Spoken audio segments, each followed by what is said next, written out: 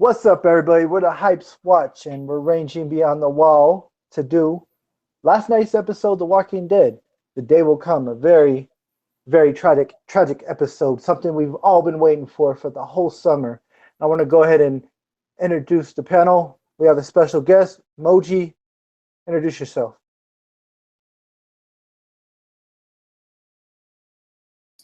Moji, you there? Go ahead, Jerry. We'll get back to Moji. We'll get back to Moji. Jerry, the surviving steamboat here. You know, that's how Targaryens do. We can survive in anything. So, ready to talk about The Walking Dead? This premiere season. Take it away, Don Willie. Yo, what's going on, everybody? This is Don Willie back again, and wow, I'm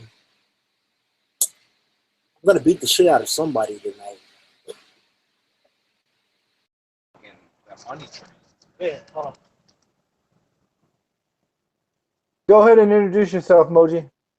Hey, what's going on, folks? It's Moji, the King of North. It's Mo Genie, baby, here with the Hypes Watch. What's good, fellas? So this episode starts off right after the season finale last week. But as my good friend Jerry Targaryen says, they milk it. They do milk it. And, you know, we're waiting to see, want to see right away. But we see all these different, you know, you see Rick and you just see all these different things happening and you want to get to it. But you're like, it's taking too long. So, Jerry, why don't you address that? Because you're the one who brought up the milking thing. Yeah, I mean, this fucking episode, you start off and you got Rick. He's going through some, like, post-traumatic stress disorder going on here. And he's just thinking about all the people, and they're just teasing. They're flashing the faces. And then we go on this little side plot to where Negan takes him out, and he's like, in order to prove his loyalty and prove what could happen, has this little exercise to where he throws, you know, the axe out and makes Rick go get it amongst a bunch of zombies, and if he doesn't do it, there could be consequences to the rest of the group. So I thought that was an okay scene, and I thought it was fine. I was like, man, part of the reason for that scene was to try and manufacture suspense when, you know, you ended the fucking last season on a cliffhanger. You gotta wrap it up. You can't be just milking it over and over and over and over again. I mean, what did you think, Don Willie? This whole thing. Man, well, you know, me and Mo actually watched together. We did a double reaction to that last night, and I remember when the episode started, I remember asking him, I'm like, are they gonna push this all the way to the end? Because, like, you know, we saw the blood on Rick's face, so we knew that someone already got killed. And it was like, okay, but it doesn't seem like they're going to do this now. And then, you know, he pulled them into the RV and drove off. And so just sitting up there like, all right, seriously, you know, what's up with all this extra shit? You know, fuck it, man. Just get to the killing unless you can tell some compelling narrative that justifies you waiting until later to show who it was that got killed. So, yeah, I had a problem with that. Don't get me wrong. The scenes were well acted as always. They were well choreographed, but I think the sequence of events was a little contrived. Yeah, I agree completely. Contrived is a good word. And you know what? Jeffrey Dean Morgan did do a great job acting here, so I will give credit to that. I guess LT. Yeah, I was going to say the tension, you know, we all seen the teaser where, you know, Negan walks up and he says, what a bad joke. And, you know, Rick's, I'm going to kill you. It's right out the comic books. It's very the tension there is a million strong, and the look that Rick's giving him, maybe not today, maybe not next week, but I'm gonna kill you. And it's just like oh god, it's like you can't buy better acting from Angelique in there, and fucking you're like wondering what's gonna happen when we get in this RV, and then we see Negan, and like you guys said, the axe thing, and it's like it's crazy because Rick knows what's at stake. He knows that if he kills Negan, everybody's dead, but he doesn't care at this point. And it's so funny because I'm thinking, what's his game here? And I didn't had no idea Negan has the gun, under the seat. And then right as Rick, comes at him, he pulls the gun and like, aha, aha, and it's like, I'm like, wow, it's like, and it's funny because, I mean, Negan is a sick, twisted lunatic, but as you're gonna see in the future, he's got some kind of weird thing for Rick. And I see it here. And it's like, 1 minute he's laughing and then 1 minute he's like, give me my axe. And so, guys, when he throws the axe out, did you guys see it? It didn't look like it went on the roof. But somehow it's on the roof of the RV. Did you guys see it go on the RV? Because I thought it went outside. I thought he threw it outside. I thought he went outside, he got it, jumped on top of the RV, and dropped it on top of the RV. That's what I thought happened. Okay, yeah. That's what. No. Okay. If you look when he opened the door initially, he goes and he's kind of hanging out, and then he tosses it up. What I thought originally that he had tossed it into that herd of walkers. Yeah, that's what I thought too. Yeah, but like when you go back and you look at the motion of his arm, you can see him. He tosses it up, but it's just that we didn't hear like an audible thump. Like if you would have heard the thump, then you would have known. Okay, it's on top of there. But that scene in and of itself was crazy because he's just basically there, doing more psychological torture to him. And it was absolutely. It was necessary to show Rick who he was, and that he was not to be trifled with whatsoever. But oh man, it was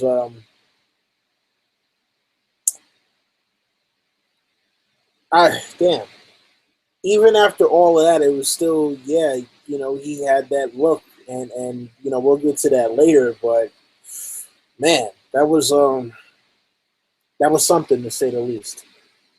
Definitely. And when Rick's fighting all the walkers, you notice one of them had some gross ass shit on his throat. And I was like, ugh, that's gross, But it's like he's fucking out there unarmed and just fighting off these walkers. And you're like, at any second, he could fucking die, I'm like, and it's funny because I feel like, being a comic book reader, I feel like Rick is safe, but I'm like, there's no telling what could happen in this show. Like anybody, I think, could die, even Rick.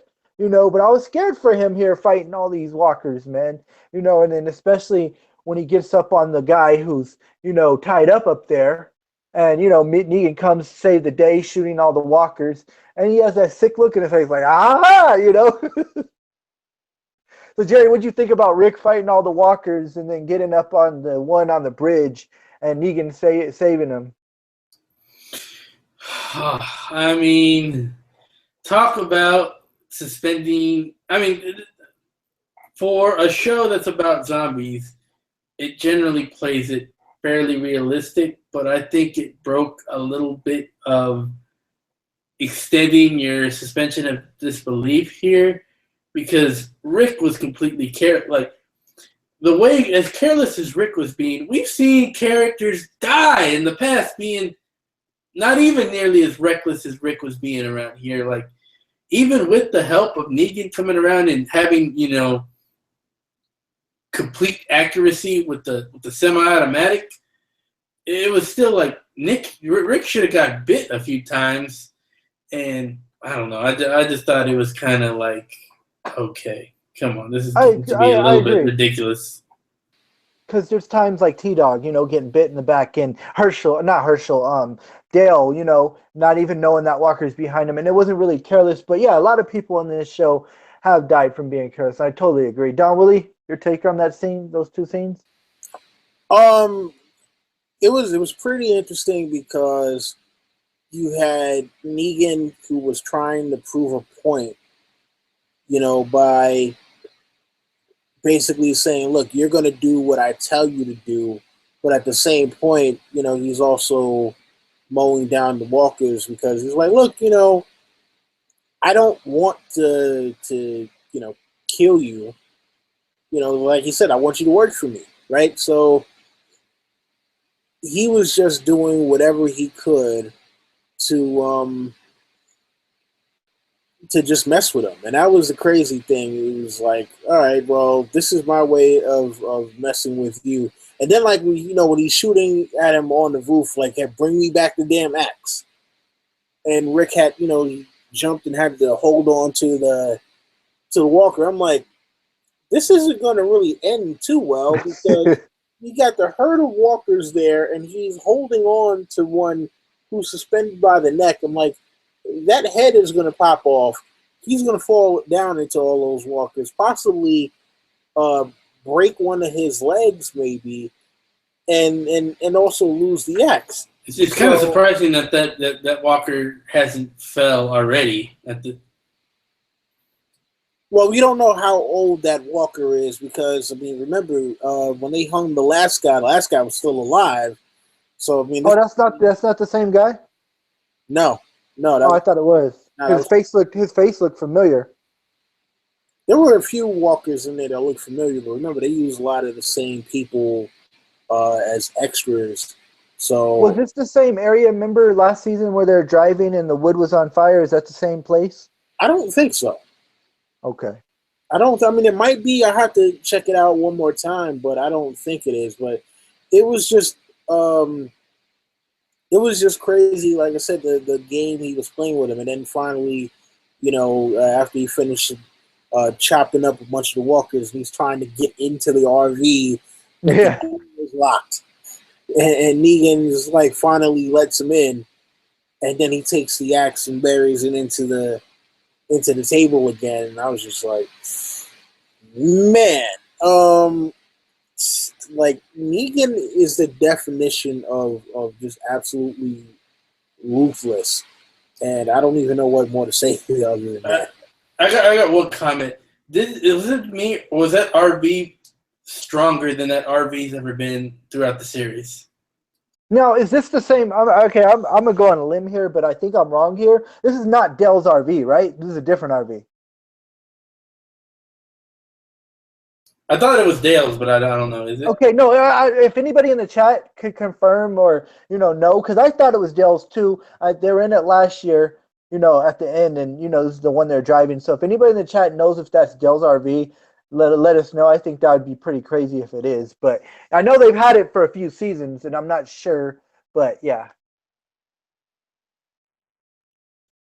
So I hate it when shows and movies do this, but I think it was fitting. We come back, and we're at the beginning of the scene again. The eeny, meeny, miny, mo, and the tension's built up, and it's revealed who it is, and it was just heroic, and Abraham just standing up to Negan, and just I mean, it was classic, suck my nuts, it was just brutal. It was so brutal and horrific, and I thought I gotta commend AMC for this, because when I saw this season finale last year, I thought they're not going to show it. They're not going to show it. They're just going to, show the point of view. We saw Abraham's point of view in the season finale, and he was like, it's taking it like a champ.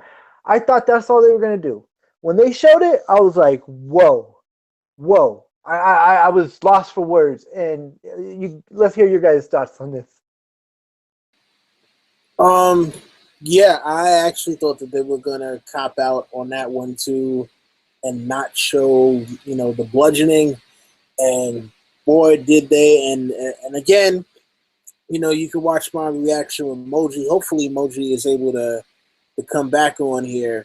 But yeah, I was, oh man,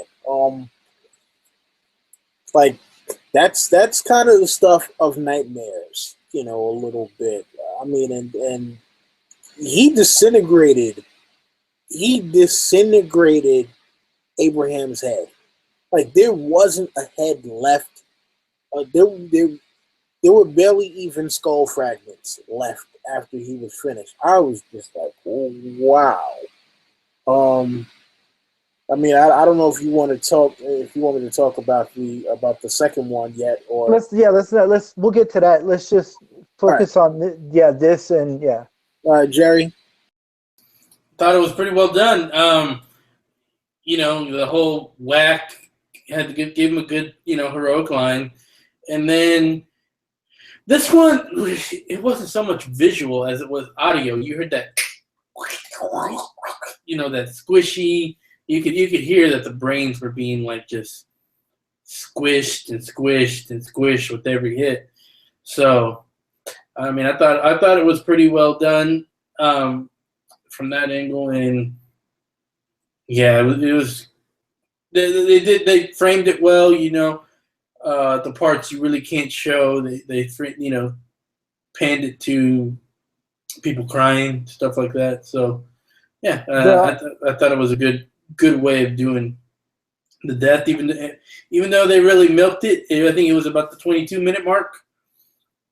And I just want to say that I've seen some amazing acting. I mean, I'm sorry. Let me rephrase this because I'm getting right back to this moment, and I'm starting to feel sad. It's just sad. But anyways, so the acting by Rosita, not even talking, her facial expressions was amazing.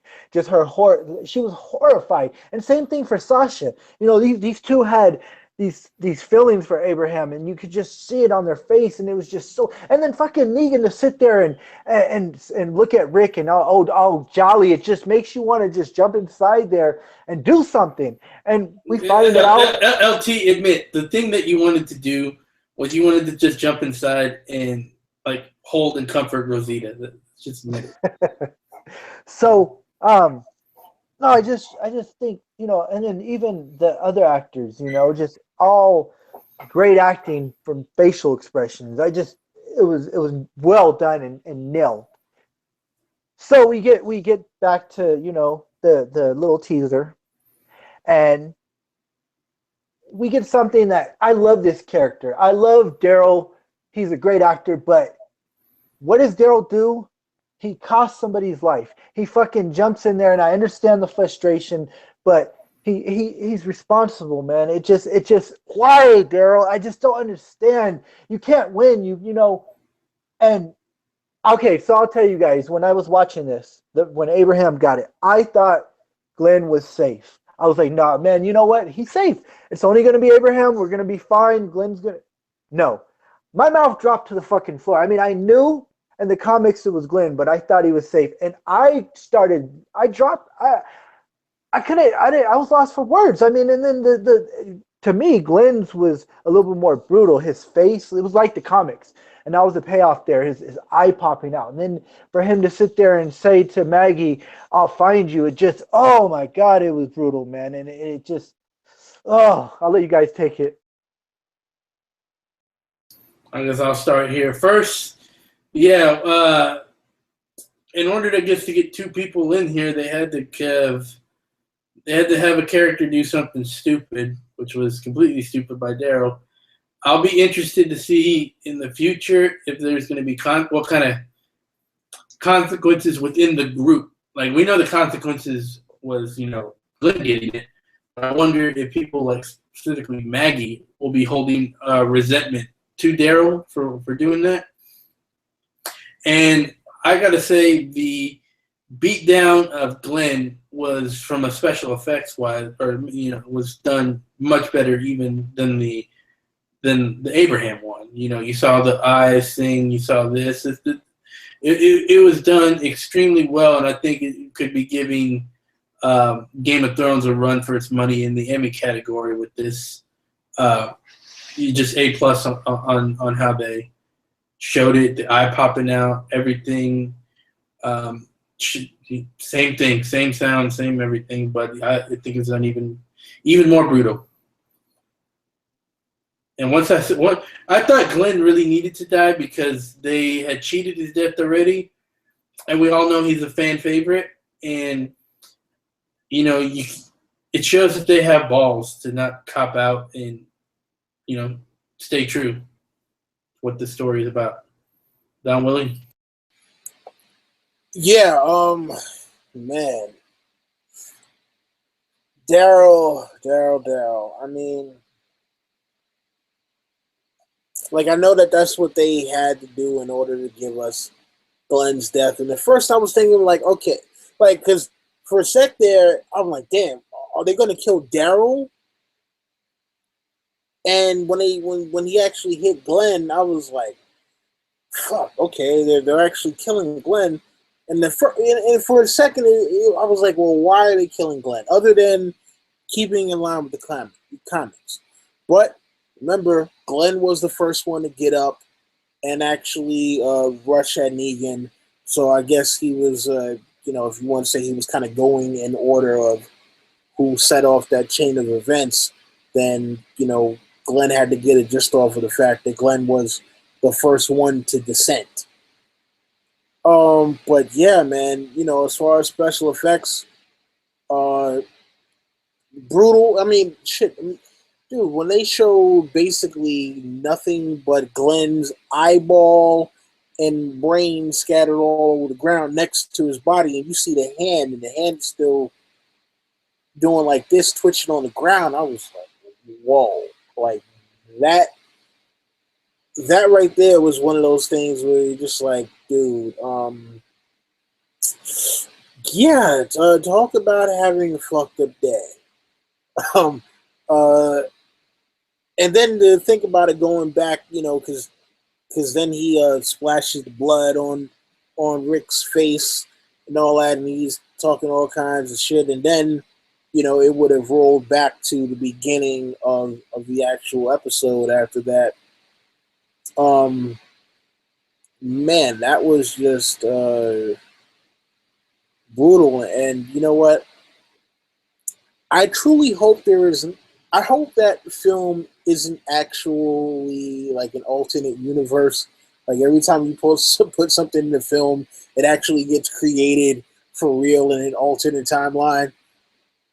Because if they were to ever find out that this is the stuff that people write for their lives, I'm pretty sure that they would want to come and slaughter everyone here. Oh yeah, we get attacked by Glenn and Marin Trant for their brutal deaths. Yeah, like damn.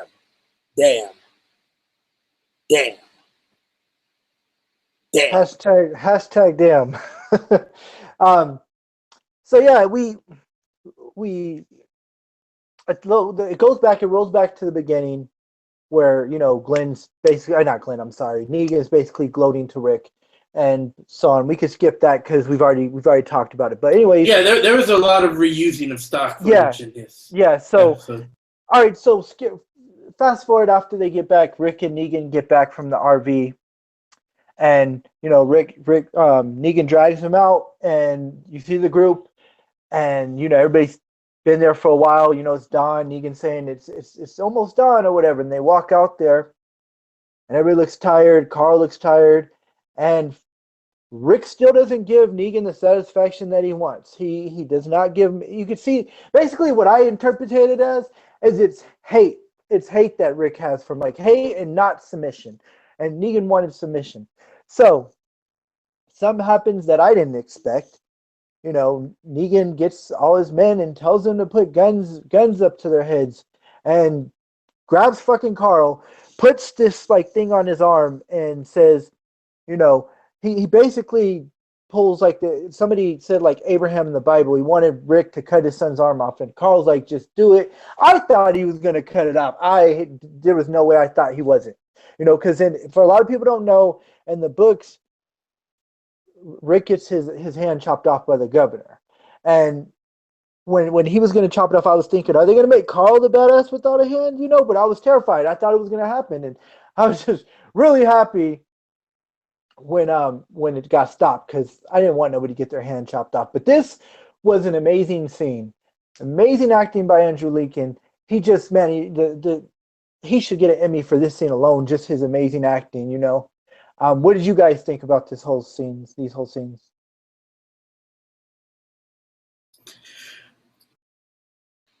Um, you know what? Like that one was super nervous, man, because like you see him when he tells him come lay down on the floor. Carl's still trying to be defiant. You know, he takes off the belt and he wraps around his arm. He's like, "Does that hurt?" Carl's like, "No." I'm like, "It should." I'm like, all right, well, get on the floor, get on the ground or whatever. He's laying down on the ground, and Carl's still, you know, trying to be.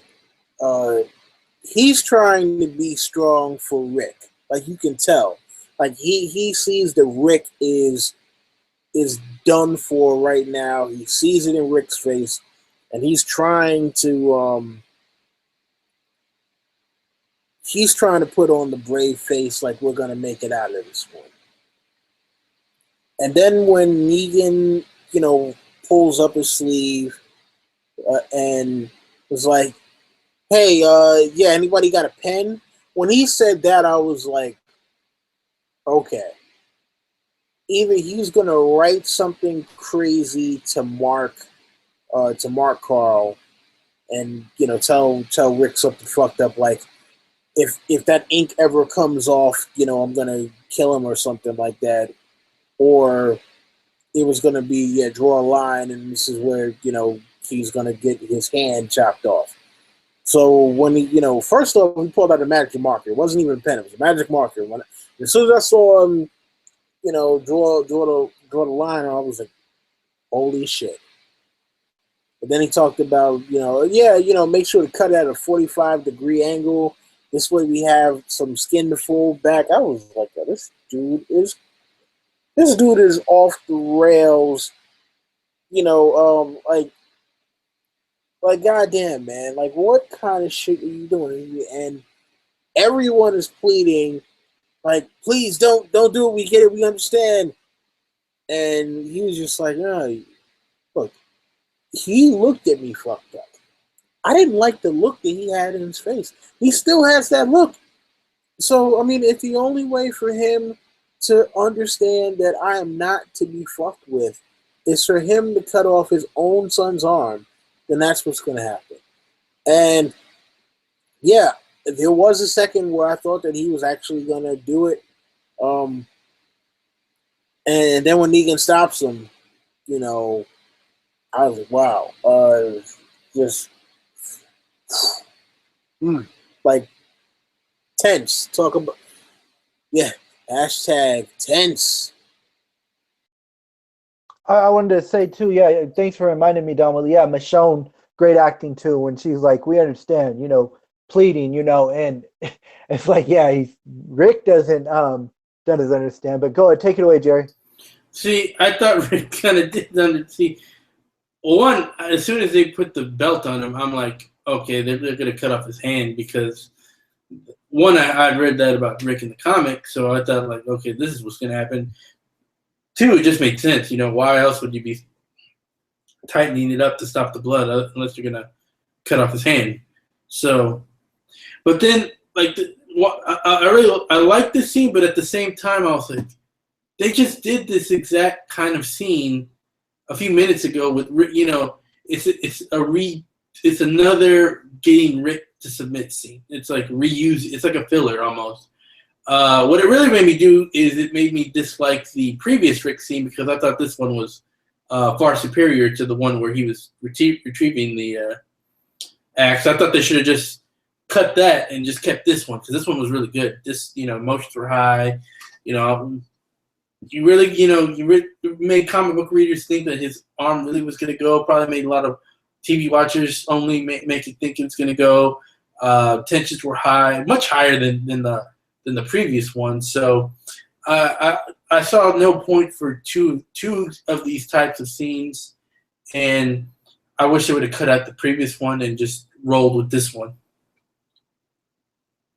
I also thought previous scene that I forgot to mention when Negan has the axe and he's cleaning it with alcohol. I thought he was gonna cut because Rick went like it showed Rick, it zoomed in on Rick's hand and he kind of moved his finger. For some reason, I thought Negan was gonna chop his hand off there, and it's like I knew he wasn't, because I was like they're not going that route. But then again, you never know. You never know if they're gonna decide to take that risk.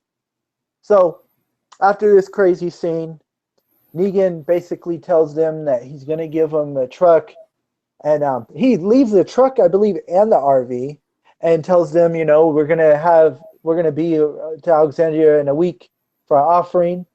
And the aftermath here is just heartbreaking and sad. With Maggie, I mean, just so sad. And you see they want to take Maggie actually wants to take vengeance right away. She's like, I want to go fight. And Rick's like, we can't, they got Daryl. It's funny too. See, okay, this is one thing I got to commend the show because, spoilers if you haven't read the comics, they don't take no hostages in the comics. They just leave them all. So, this gives insurance for Negan for Rick to stay in line, that they have Daryl. And I forgot to mention that Negan threatens Rick and tells him if he's defiant, he'll send him pieces, or heck, he'll have Rick cut off the pieces, and that's just more insurance for Negan. But this scene was very horrifying. And one thing I don't like that they cut out is in the comics, Maggie calls Rick a coward and punches him in the face. And I thought that was really powerful. And I kind of wish they would have stuck to the book. I actually thought she was going to punch either Sasha or Michonne because they were trying to change it around or something. But all out, just a very, very heartfelt scene and dramatic and great acting by everybody in this scene. Go ahead, guys. Take it away.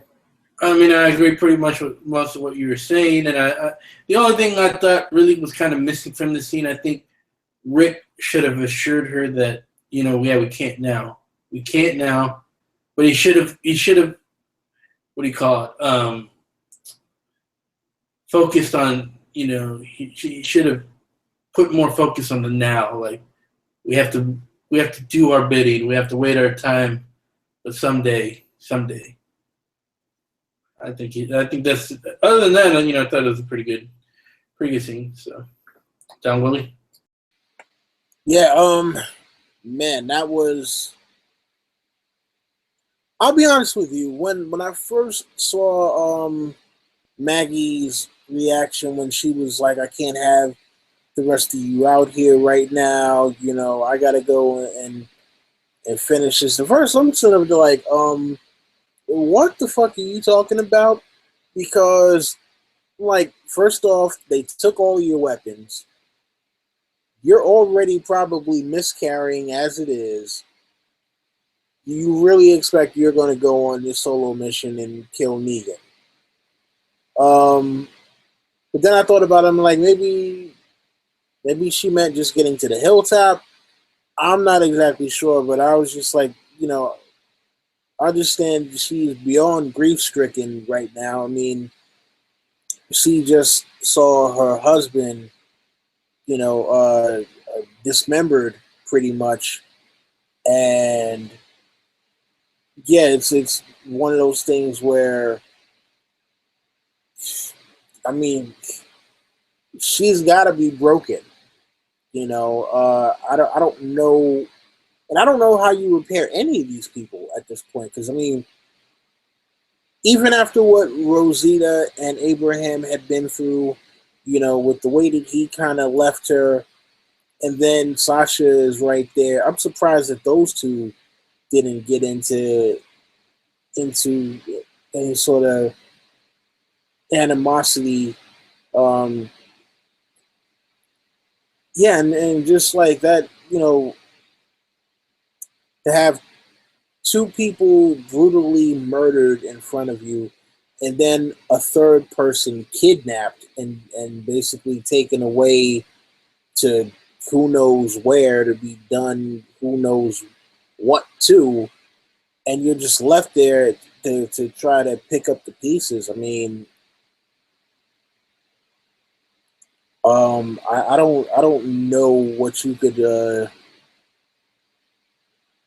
I don't know if there is a right reaction to any of it, But I will say that that the cast did a great job of conveying that sense of loss, hopelessness, powerlessness, uh, and there was a wide range of emotions with the things that were said and the things that were unsaid. So uh, even though the entirety of the episode wasn't on yeah, even though the entirety of the episode wasn't on 10, that ending scene definitely was a 10.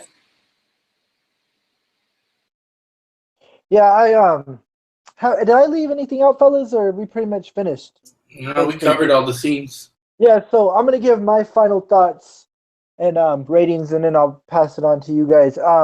I praise this episode. My initial reaction, I gave it an 8.5, but for this review, I'm gonna bump it up to a 9.5. I think AMC nailed it and they paid off pretty well. I was really impressed with the acting, the facial acting from a lot of the cast, and the last 2 years for me has been a big improvement on Walking Dead, and I'm just really excited to watch the rest of the season. I mean, it sucks because I know what's coming, and I'm looking forward to see what they're gonna change, how they're gonna do that, what's gonna happen. So I'm just excited too. It's like we get to find out what's going on with Morgan and Carol, and maybe that's going to be a happier note. Maybe next week's going to be a happier note. And I am looking forward, I'll tell you guys, Negan is a funny guy. And we all hate him right now, but there's going to be times where he's going to make you smile if they do it right in the upcoming episodes, because he's just a crazy lunatic and a overall funny guy. But anyways, I give it a 9.5, and I was very impressed. So, Jerry, go. Let's get your final thoughts and your ratings. I mean, this is really a polarizing whole thoughts, because I thought a lot of it was good, but it was way too long and they milked it for way too much. A lot of the suspense was just forced manufactured. To me, watching it, I saw people disappointed in the last episode the way they obviously forced the cliffhanger, that they even quit some of the show. I know some people quit the show because of that, and probably people quit the show based on them milking it more here. I mean, even I was kind of tempted to be like, oh, I'm done with this, but I think if they would have just took the good parts of this, the good, excellent 30 minutes of this episode, and put it with the excellent 30 minutes of the last episode, and made a great, a great finale. It would have been a 10 in the finale, but since they, split it into 2 episodes, I'm going to split their grade into 2.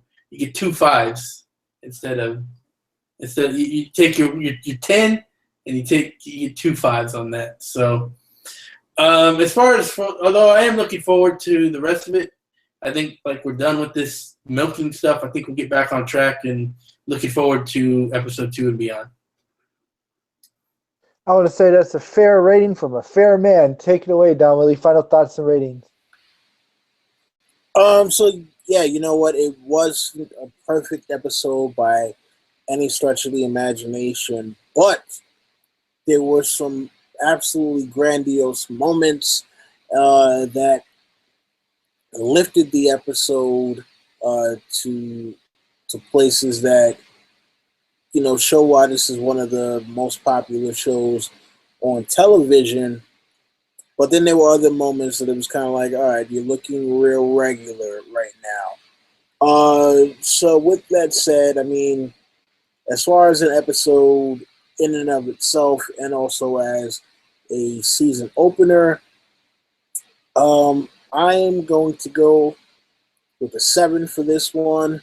Again, it wasn't bad. It was great in certain parts, but some other parts were just too regular to give it anything higher than the 7. I also want to thank our guest that we invited.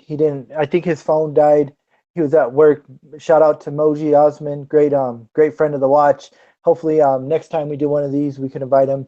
And we've been working on a lot of things. We just had a talking Ned episode, and that was really fun. We just did right before this. We just did a Flash episode review of episode 3 of season 3 of the Flash, and go check that out. And me, I did 2 story times and my initial reaction, review, and just upcoming great things from the watch. But follow me on Twitter at Cyril T. Giles, and I'll follow you back. And Jerry, let's get your sign off. Yeah, Jerry the Targaryen Steamboat, the survivor, the one who would last in the Walking Dead world. But yeah, let us know in the comments what you think about this. If you like it, if you want us to continue on, hit us up in the comments. We're still kind of on the fence if we're going to be doing more Walking Dead videos. And if you're a fan of The Flash and you missed it earlier, we did a review, so check it out. And like LT said, this past weekend we had a good Ned Talks video. So check that out if you haven't seen it, and take it away, Don Willie.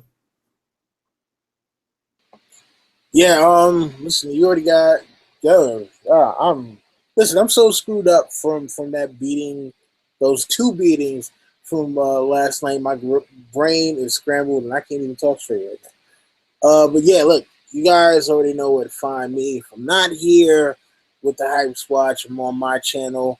I just released a new video a couple days ago. Game of Thrones Case for Dan and Dave. So for everyone out there who is a big fan of how Dan and Dave have done the show, I'm pretty sure you guys will love that. But for those of you who have problems with Dan and Dave, look out for who could that be?